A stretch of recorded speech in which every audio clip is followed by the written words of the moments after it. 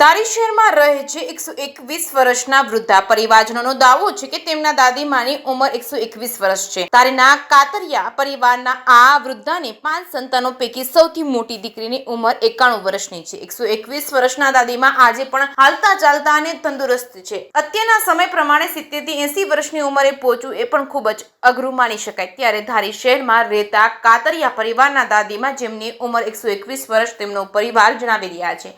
આ દાદીમા 121 વર્ષની ઉંમરે પણ ખડેધડે છે, ચાલી શકે છે, પોતાનું કામકાજ જાતે કરી શકે છે। દાદીમા આ ઉંમરે પણ સીડીના પગથિયા ચડી જાય છે અને રસોઈ ઘરમાં પણ બાળકોને ઈચ્છા મુજબ કોઈ નાની મોટી રસોઈ બનાવી આપે છે। આ દાદીમાને 5 સંતાનો પૈકી સૌથી મોટી દીકરીની ઉંમર પણ 91 વર્ષની છે। ત્યારે 121 વર્ષના દાદીમા આજે પણ હાલતા ચાલતા અને તંદુરસ્ત છે।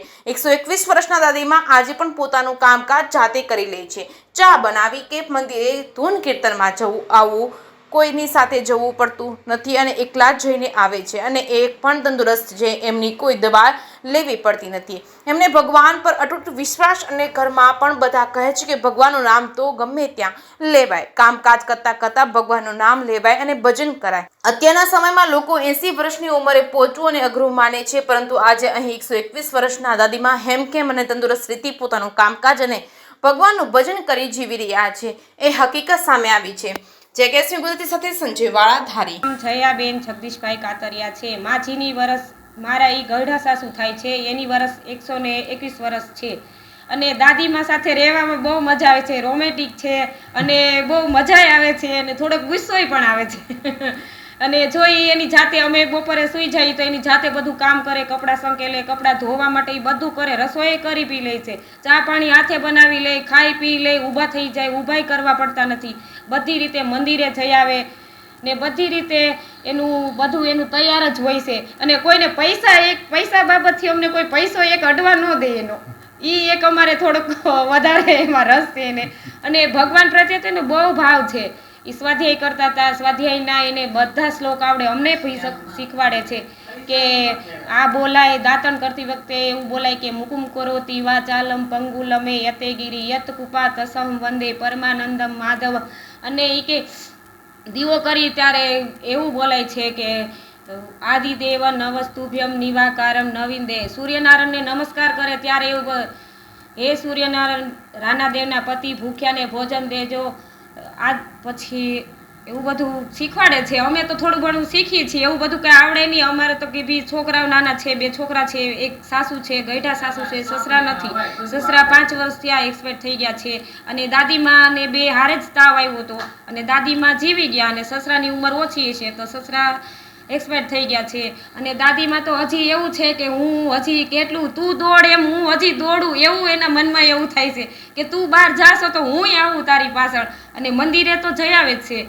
અને દીવાબત્તી કરી લે, પોતાની જાતે સવારમાં ઉઠી લે, નાહી લે, ધોઈ લે, દીવાબત્તીના વાસણ ઉટકી લે, દીવાબત્તી કરી લે, પછી ઉઠીને ચા પાણી પીવે, નાસ્તો કરે, પછી વાસણ ઉટકેલા હોય તો એ સાફ સફાઈ કરી લે, એવું બધું તો કરવા લાગે। પણ અમે બી ના પાડીએ છીએ કે હવે તમારી ઉંમર નથી, આ વસ્તુ ના કરાય, તમારે ખરાબ લાગે, ખોટું એમ પડી જાય તો હેરાન થાય દાદીમાં, તો એ બી માને તો નહીં તો બપોર વચ્ચે કામ કરવા મળે કે મારે તો કરવું જ છે। કામ કરતાં કરતાં એ કે ભગવાનનું નામ લેતા જાય અને ભગવાન ક્યાં એવું કહે છે કે તમે બેઠા બેઠા માળા કરો, ભગવાન તો એવું કહે છે એ કે કામ કરતા જાય અને હાથ ભગવાનનું નામ લેતા જવાય, મુખમાં રામ હાથમાં કામ, એવું બધું શીખવાડે। પણ અમે થોડું ઘણું શીખીએ છીએ, થોડું ઘણું નથી શીખતા, એવું બધું હાલા રાખે છે અત્યારના સમય પ્રમાણે। એટલે દાદીમાં આમ તો જોઈ તો થોડોક આનંદ થાય છે કે દાદીમાં છે તો બધું અમારે છે। મારા સસરા તો મને બધું એવું બહુ કહેતા હતા કે દાદીમાં છે તો આપણે છીએ એમ અને એનો રોટલો જ આપણે ખાઈએ છીએ એમ દાદીમાનો। પણ ક્યારેક એવો ટાઈમ આવે ત્યારે બહુ ગુસ્સો આવી જાય એટલે થોડું ઘણું ઘરમાં ઝઘડા થતા હોય છે, ભાઈ હાલ્યા રાખે, એવું તો રોજનું થયું છે। પણ આ એવું છે બધું દાદીમાનું, અમારે તો વાત ન પૂછો એવા દાદીમા છે, 121 વર્ષના છે પણ હજુ એવું લાગે કે મારા જોડા જ છે, મારી ફ્રેન્ડ હોય એવું લાગે છે મને તો। જગદીશ મોહનભાઈ કાતરિયા છે, મારા દાદીનું નામ વાલીબેન જોધાભાઈ કાતરિયા, તેમની ઉંમર 121 વર્ષ છે।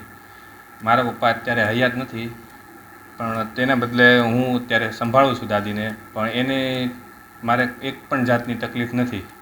હું ખુશ છું કે એ અત્યારે હયાત છે અને એના રોટલો અમે અત્યારે ખાઈએ છીએ બધા ઘરના। હું જ્યારે કારખાનેથી ધંધેથી ઘરે આવું છું ત્યારે દાદીમાના ખોળામાં માથું રાખી ઘડીક સૂવું છું. તે મને પંપાળે ખંજવાળે મારો આખા દિવસનો થાક ઉતરી જાય છે. મંદિરે પછી દર્શન કરું છું. દાદીમા મંદિરે જાય છે હા, એ દાદીમા મંદિરે પોતે એની જાતે વયા જાય છે અને છોકરાઓને રમાડવું કંઈક લઈ દેવું તો એ પોતે લઈ જાય છે હારે. અને મારે એક પણ જાતની તકલીફ નથી. મારે 5મી પેઢી છે છોકરાની અને એ જોવે છે માજી. અને મારી છોકરીને દાદીમા પ્રત્યે બહુ પ્રેમ છે. ડોશી સાહેબ લેવા જાય દીકરાના ઘીરે તે ઓલી બહુ કે લાશ છે તો ઓલી બતાવી કે જોજો પુત્ર ગંગા નાસે ડોશીને ધ્રુવ પાગા બતાવી કાંઈ નાસી જગે ને એટલે ભાઈ કેવો ખરેખર મારે જગા જેવો હશે કોઠી દઈ દો એટલે હારેથી જોવે કે મારી બારે કેમ નસબે કે રાજી એ નથી ને એને કાઢી જ લેલી કે રાત તું મારી માને આમ કરી શકે. અને એક બેન હતા પછી ભાઈ પહીને મુંબઈ એ બાઈને દીકરા જો હવે કે તારા મા બાપને નહીં કે મારા મા બાપને છે ને એક વાર તો ગમે ત્યાં બાપા માં હાલો કે જાત્રા કરવા જાવ કે હાલો ઓઢાને હું બસારા તે એક રિલીઝન હતો એ કે તને અહીંયા રડે હું ગામમાંથી નાસ્તો લઈ આવો ત્યાં આ તો હસડો વજાઈ ગયો એટલે હરિજનને દેતો ગયો. હરિજન પાસે રહે પછી આ બહુને આવ્યો પાવ ડાક્ટર કે આ લોહી જો તમારા એક સડે તો તમને સારું થાય ને કે ન સારું થાય કે ગયા